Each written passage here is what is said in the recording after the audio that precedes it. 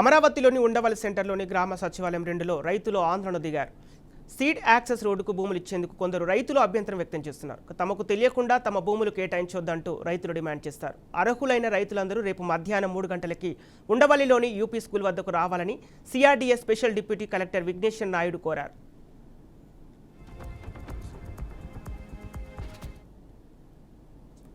రైతుల డిమాండ్స్ మాకు కాంపన్సేషన్ ఎక్కువ కావాలా, తర్వాత ఈ మిగిలిన ల్యాండ్ ఏం చేస్తారు అనేసి, పక్కన ఉన్న ల్యాండ్ మాకు రిటైన్ చేస్తారా, అది అక్వైర్ చేస్తారా ఏంటి అనేది, అది మళ్ళీ ఇంతవరకు ఏం డెసిషన్ లేదు.